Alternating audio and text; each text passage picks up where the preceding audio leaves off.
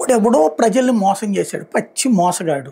వాడి సంస్థ వాడి జాతకం బయటపెట్టి ఆ కథంతా చెప్పడం మానేసేసి, వాళ్ళకి బంధువుల్లో ఎవడన్నా వైసీపీకి సంబంధించినోడితో పరిచయాలు ఉన్నాయా, దాని ఆధారంగా వార్త అటుకి రాయాలి.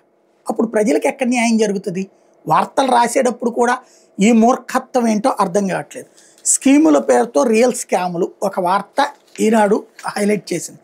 ఇందులో ఏంటంటే హైదరాబాద్లో ఫ్లాట్లోని స్కీముల పేరుతో భారీ స్కామ్కు పాల్పడిన విజయవాడ నగర మాజీ డిప్యూటీ మేయర్ వైకాపా నేత గోగుల రమణారావు కుమారుడు లక్ష్మీ విజయ్ కుమార్ మోసాలు ఒక్కోటి బయటకు వస్తున్నాయి. వైసీపీ నేతకి కొడుకు అంట ఇతను చేసింది ఒక వ్యాపారం పేరుతో చేశాడు.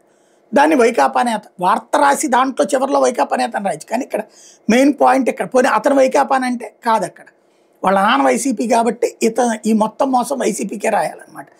ఖచ్చితంగా ఇక్కడ మోసపోయిన వాళ్ళ బాధితులకు సంబంధించిన అంశాన్ని హైలైట్ కావాల్సింది కాస్త పక్కకి వెళ్తున్నటువంటి పరిస్థితి. 1000 కోట్ల టర్నోవర్ ఉన్న పెద్ద రియల్ ఎస్టేట్ సంస్థని గాలం వేశారు.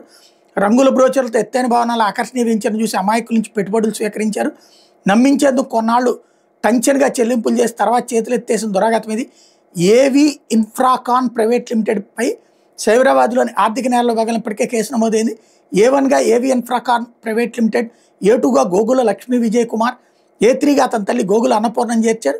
విషయం ఉమ్మడి కృష్ణా గుంటూరు జిల్లాలో తీవ్ర చర్చనీయాంశమైంది. 200 మంది పైనే మోసపోయామని వాపోతున్నా ఫిర్యాదుకు వెనుగడు వేస్తున్నారు. గుంటూరులోనే భారీగా వసూలు చేశారు. ఫిర్యాదు చెయ్యాలి, అక్కడ చేయించండి.